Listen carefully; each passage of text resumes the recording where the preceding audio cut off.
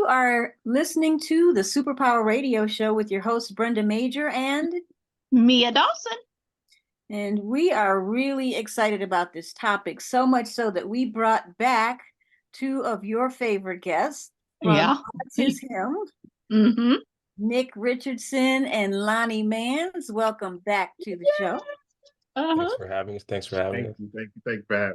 So, we were talking, I think the last time you guys were on, and we really didn't have an opportunity to dig deeply into how parents and caregivers can advocate for their kids in the school system. And I know, Mia, you said you had some questions from parents about how that all works. And so, while nobody claims to be experts, but these guys know a lot because they do in the trenches.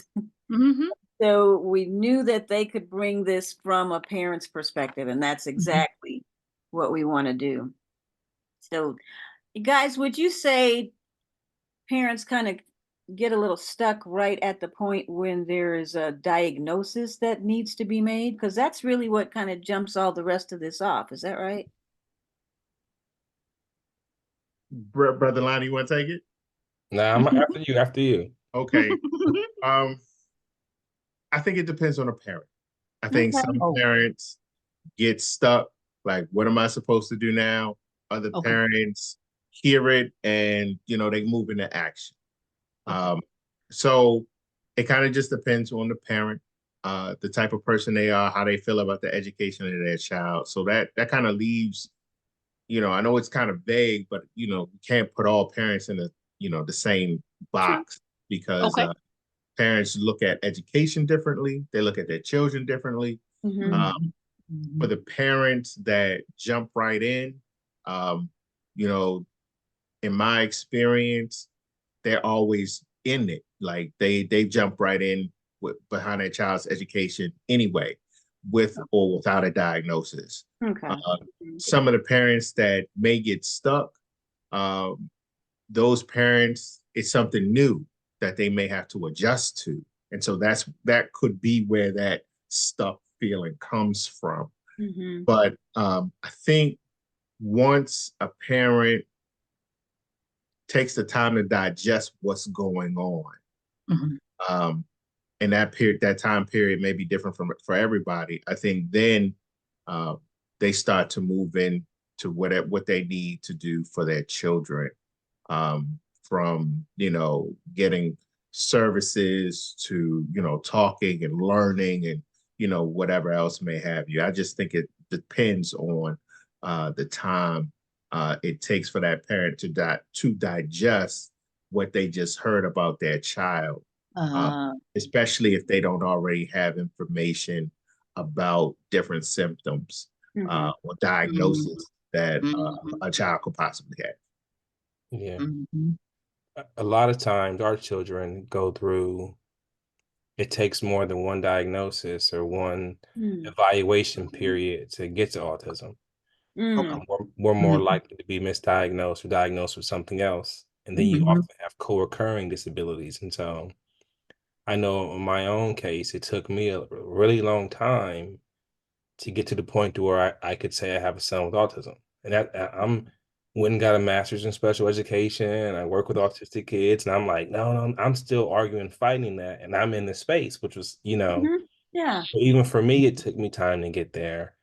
But so I do think we see that sometimes parents don't want to get diagnosis, but the more pressing part or the more common part is, while rates of autism between Black and white kids and other kids have normalized or equalized, there's still a 3-year delay in diagnosis for Black youth. And so I think a lot of times parents get the brunt of the blame for their child and where they are educationally and behaviorally and whatnot. But I look at behavior a lot different in children, because oftentimes if you look at suspensions, you got Black and brown boys and girls getting suspended as early as kindergarten, first grade, disproportionately. And what happens, you've missed key fundamental learning, ABCs and whatnot. And so that behavior might be that child's way of protecting themselves and saying, I don't know what's going on in this space. You're making me feel stupid. So with autism, when our kids are diagnosed, they're diagnosed later, but they're often diagnosed also with intellectual disability. So it's not only do you have autism, you have this other issue. And I push back on that a little bit because I think it's that a lot of kids haven't gotten that fundamental ABCs, one, two, threes in kindergarten and first grade because they were suspended their behavior. And so I push back on that a little bit. And so for parents are oftentimes overwhelmed and they have to come to terms with that, but then turn the switch on to now being advocates. How do I fight for my child? Which Wow, is that's really eye-opening. a I'm just thinking about parents I have to have. I'm thinking about that. That's very eye-opening of what the parents is going through from that perspective. Because Neo did not experience that, so I didn't have any behavior issues. But I know I've had parents that come to me like that, and Lonnie, you are so right. They're overwhelmed. They think something is wrong in the kid, and they get left behind. That is really eye-opening. That's really eye-opening. So what we're also seeing now is grandparents raising Yes. these children. And Yes, so very it's really a whole different world for them. And I suspect that may even impact maybe some delays in the diagnosis as well. They just don't know what to do if they even suspect that there needs to be a diagnosis. What advice might you give to, a caregiver who may not be the biological parent, but who may be, That's very true. grandparent? That's very true. So if you're caregiving for a child or even caregiving for an adult, the hardest part is putting that person first. So letting go of whatever biases or judgments you may have about the process and putting the needs of that individual above or in front of your interpretation of the situation. So if say you are a grandparent and say 40, 50 years ago, 60 years ago, when you were a child, it may have been before the IDEA Act came, because that passed in 1975. So before then, they were separating children and putting them in totally different schools if they were thought to have had some type of learning disability or any kind of disability. So if you've grown up with that experience, you could push back against your child or the child that you're taking care of because you don't want them separated, because that was an experience that you may have seen, heard, or even been a part of before 1975. So if that is the case, you now have to re-educate on today's times.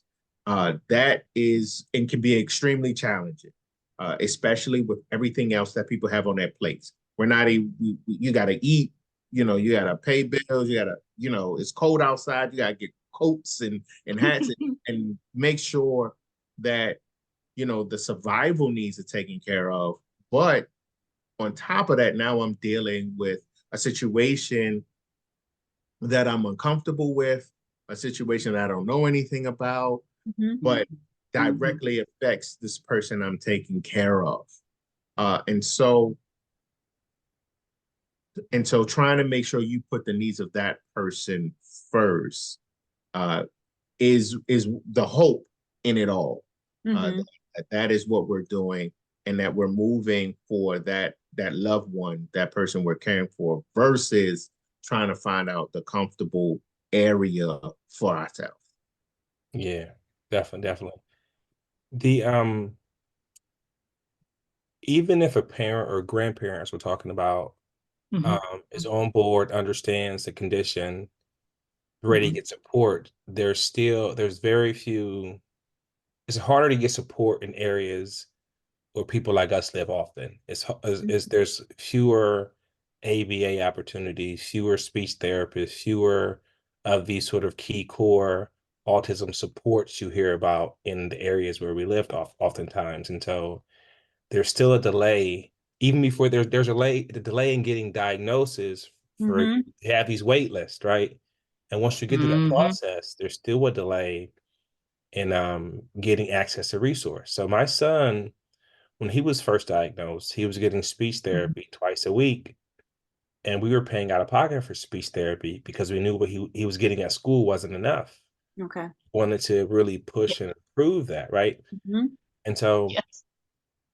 for grandparents, I think I repeated this before, but I had a professor in the ABA class, and he always said the intensity of your intervention must match the intensity of the issue you're facing, right? So my son had significant speech delays that I was trying to attack that with significant supports, Mm-hmm. right? And so I recognize that everyone doesn't have that luxury of being able to say, which one of us is quitting our job to make this a full-time job, right? Right. Right. Because that's what we basically had to do to really push him. Yep. And so Yep. I think if there's one thing that I would recommend to grandparents or parents, it's that finding advocates and finding other people to support your child has been the most, I think, impactful thing for us. We same speech therapist for 7 years. She's like family now, right? Okay. Progress she's made with my son has just been great, right? And my son wanted to play piano. We found a piano teacher the same way. She was like, I'm like, he has autism. She was like, shut up, boy. So I got this. And so we Wow. found Wow. other adults in his life to really push him. And we found a math tutor because I wasn't parent anymore. I was teacher, and that was affecting our relationship. So the thing I would say is, to the extent possible, it's important for families to find other people who care about their child and see their child the same way they do. Because if you try and do it all by yourself, you can't. It's just too much. And I'm in the education space. I have Mm-hmm. a million degrees. Right. It's too much for me to do it by myself. So you have to really build a team that you can lean on when you need that support. Okay. So now Yeah. parent gets the child diagnosed, and then and sometimes this may also be the case, correct, where the school may recommend to the parent that they have the child Yeah. diagnosed. Yeah. And so then that process that occurs after that diagnosis, how would a parent typically go about then meeting with the school, having that diagnosis, and really sitting down to create that IEP plan, that individualized educational plan? So, so, a possible scenario, and Mm-hmm. I'm just reiterating Okay. what you stated, so it jams in my head the right way. We have a child. Somebody says your child could be autistic. Mm-hmm. Parent says, okay. The child goes through an evaluation. You go through an evaluation, and that evaluator, doctor, special education specialist, Mm-hmm. they say, okay, they give them all of the tests. It's like 1,000 tests sometimes. And you come out with this ASD or Autism Spectrum diagnosis. Wow, okay, I got this. My child, depending on the age, I've heard children being diagnosed as early as like 2 years old. And then some children don't get diagnosed till they're 17, depending on their situation. Yeah. The first place I would tell a parent to go to is your local school system. Here's the reason why. When you're falling under the IDEA Act of 1975, which is the law for special educations, which IEPs fall under, that is strengthened in a public school setting. The law talks about it being in a public school setting. That's true. Yeah. Okay. So I think it's called FATE. I think that's what the actual terminology is. And you know, for the parents listening to this, research FATE, special education, that information will come up for you. And so, but it pertains to public schools.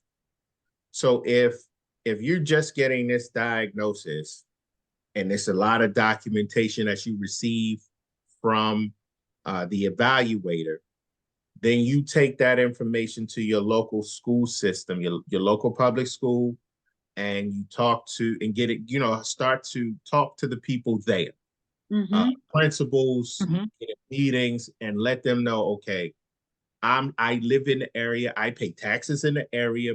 This is my child's zone school or home school. And once again, this is different for different states. Let me put that caveat out there. It is different for different states because different states have different zones for schools. So if you find your zone school, talk to the educators at that zone school. There should be a special educator in that zone school, but there's a shortage. If there is not a special educator in that zone school, call the school system that is over the zone school of your area, the public school system, whatever that looks like. Get in contact with their education division, special education division, get in contact with them. And then they will help you navigate the special education starting process for IEP for your child. If there is not a zone school you can reach out to that has a special educator, okay? And once again, this is different in all different states, but all public schools are governed by some kind of body or board. So get in contact with them. Then you will get on the books. They will start to look at the paperwork that you have received from your evaluation. You should receive documentation from your evaluation that states that your child has XYZ disorder. Once you get you use that documentation and start to reach out to the school systems, and then start to establish and learn on your own what your IEP timeline is. Okay, I'm in the state of Maryland. You have different types of IEP meetings. You have an initial IEP meeting, and that has a timeline. And according to there is a timeline out there and once again, I'm in the state of Maryland. There is one that looks something like this. I know you probably can't see it, but there's a timeline for the state of Maryland that has, you know, IEP dates and times, and because of my background, that's not coming up. But you have, you know, you should have IEP developed after your child is found in the state of Maryland. Once again, I'm a caveat this. In the state of Maryland, 30 days after a student is found eligible to receive an IEP, 30 days after that, an IEP should be developed. Wow. Okay. So, and these timelines are different for different states, but in the state of Maryland, there is a timeline for that. And so once you get your diagnosis, start hitting the ground running, because that IEP process, the dates and the timelines are very, very important. And so you would need to know what those timelines are for your area. And I'll talk about this from, I think, two perspectives. But first, when in 1975, when what became IDEA started as the Education for All Handicapped Children, it talked about, as mentioned, free, appropriate public education. Yes. That was required, and then least restrictive environment. So what we saw happening was, after Brown versus Board, all of a sudden, all the Black and brown children were labeled mentally retarded and then put in segregated classrooms. So special education, some research out there that talked about special education became a vehicle for segregation. So a lot of kids who didn't have disabilities outside the color of their skin were put in spaces, right? And so what I'll say though, bring it to where we are today, I'll be honest, after the initial evaluation, it will be difficult to hear what they say about your child because they're coming with deficits. Your child can't do X, Y, and Z. And because they have these challenges, this is why they are approved for the IEP. So the difference between the 504 plan and the IEP or IDEA is IDEA is really for students who do not require, I mean, the 504 is for students who do not require specialized education plans, but the IEP is for students who require specialized instruction, specialized plans. It's more encompassing, it's more just inclusive. And so they're going to come into your child can't do X, Y, and Z, and that hits you like a brick. So it hit me like a brick because they Yes, said, it did. I totally understand. You're right. It does. Yeah. so parents, Yeah. you should be ready for that. You're going to be in your Yep. feelings for a while. Yeah. I think You're a right. big part in that is working through that on your own, keeping You're your right. keeping your child, as Nick mentioned, keeping your child first. Getting it, where you are isn't important. Getting your child what they need is the important part because that's gonna hit you like some bricks. It is. It is. But then, It but then is. after that, you meet with the team, and they're going to have recommendations. They're going to have plans, and you'll be overwhelmed in that first Yep. meeting. I can almost guarantee it. Yep. They're going to give you a plan. You go through this. They'll have all these acronyms, Yes. IDEA, IEP, they'll have all these, least you should, there'll be all these word soup. It's going to be a lot. Yep. And Yep. you get that documentation. I want you to sign it then and there. And that's where it's good to have an advocate. Some organizations, and I'm in North Carolina, some of the organizations you can have advocates who will actually go to IEP meetings with you, who are versed in this, who can help you. And so what I think is important though, you annually you'll have a meeting, but you can call for a meeting anytime you want. And I know Brother Nick on here, he will have IEP in a minute. He will have 12 a year. He don't play. And it's important. You might need that meeting to get what you need. And so that's the beginning part, getting through those feelings. But the other thing I'll say is that the main benefit of the IEP and the IDEA is that before, students were literally just dumped in classrooms or not even allowed into buildings.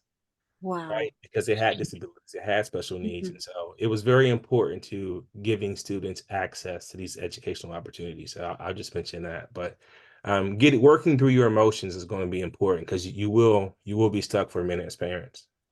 You're totally right. EP meeting for when I was a probation officer. So I came in with the parent and I was like, you can just tell she was overwhelmed. There was all these people around and I was not familiar with it at all. And then to go years later to be back in there with my own son, Lonnie, you're so right. Cause I had a straight attitude and I wanted to tell everybody off. I'm like, my baby is not like this. And it took a while to get, it was different for me being the officer trying to advocate because that wasn't my son. I still wanted the best for him because he was getting railroaded, but then it felt completely different coming as a parent. And I did have an advocate with me. And so you're absolutely right of telling parents, I can vouch for that you have to get your emotions in order because it's going to be a lot and you're not going to understand. And I have degrees and I didn't understand the wording or what was going on. So you have to get past that first. You're absolutely right about that. I will say this. We have an advocate for my son. Second, third, fourth, fifth, support getting an advocate. Yep. Get an advocate until you become an advocate for yourself. That's exactly. Get an advocate until you learn all you need to learn about the process. But here's the one thing that I would want all parents to remember. If you don't remember anything else I say, the rest of this conversation, please remember this bit. You are the subject matter expert on your child. Amen. Nobody Amen. knows more about your child in any of these meetings than you do. Amen. Now, with that being said, you still want to cooperate to the best of your ability and Yes, sir. not go in there, guns blazing. Yes, sir. However, if you know your child acts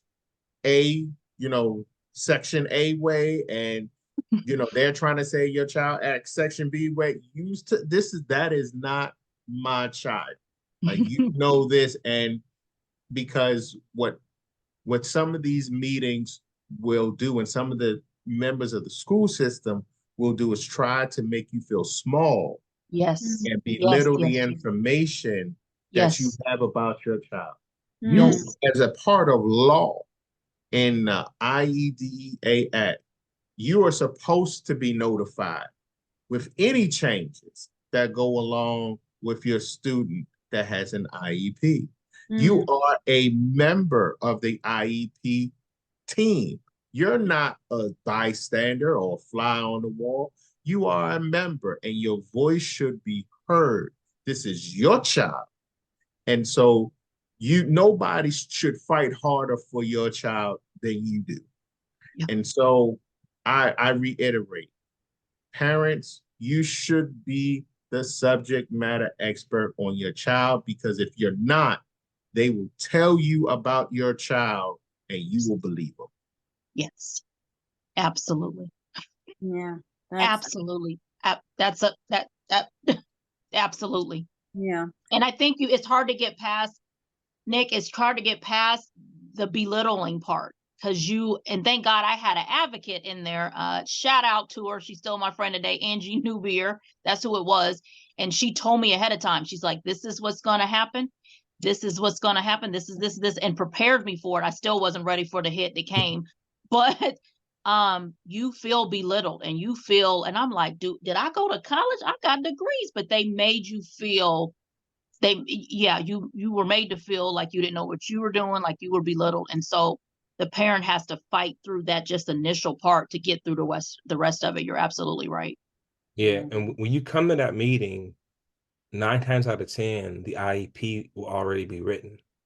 And yes. And all the parties there will have looked at it and talked about it, and they're coming in there expecting you to sign off on it. That's exactly what, yes. But, yes. and yes. it'll have the primary area of eligibility, what makes them eligible, details about your student, your kid, strengths, but it didn't ask you this. As a parent, what are your concerns been? What is your vision for your child? Yes. And yes. So I wasn't ready for that when they first asked me that. So what is your vision for your child? I was like, I'm trying to get over the autism thing. Yes. I wasn't ready for that. Yes. But, yes. I'll tell you something interesting. At our first meeting, they wanted to make us put our son. There's 2 tracks. There's a regular track to graduate with a degree. Okay. And there's with a diploma, and then there's like a certificate track, basically, where you know what I mean? And so oftentimes they want to put kids with significant disabilities on the other track, the functional plan. So we'll teach you life skills and job skills, but not the college stuff. And so it was literally a meeting about 7 specialists. And they said, we want your son to go on, it's called CCK here. And I said, I'm not signing up for that. And they pointed out why, all the test results, et cetera, your son's difficulty counting to 20. I'm like, he can count to 100 in English and Spanish. What are you talking about? And so there was a disconnect between my son's ability and what they were saying to me. And they tried to force us to put him in that classroom, and we had to fight. And that's what we did. Amen. Amen. So I think what we're saying as we're concluding is, know your child. You are an advocate for your child, but also get an advocate to go into those meetings with you. So Guys, we just want to thank you so much for this advice. I know that some of our listeners and people who will be watching later on YouTube will get so much, I think, more encouragement and a little bit more confidence as they're going into these situations. And again, you know, as you both said, being the advocate, you're the specialist in terms of knowing your child. So again, we want to thank you guys for being on. We'll probably have you back again. We appreciate you so much. And so if you are listening on iHeartRadio, we want to let you know that we are coming on at a new time. We used to be 9 Central. Now we're at 9:30 Central on Monday mornings, which is 7:30 Pacific time. And where our guests are, that would be 10:30 Eastern time. And if you're in the mountains, it'd be 8:30 Mountain time. But you've been listening to the Superpower Radio Show with your host, Brenda Major, and Mia Dawson. all right. And we'll catch you next time.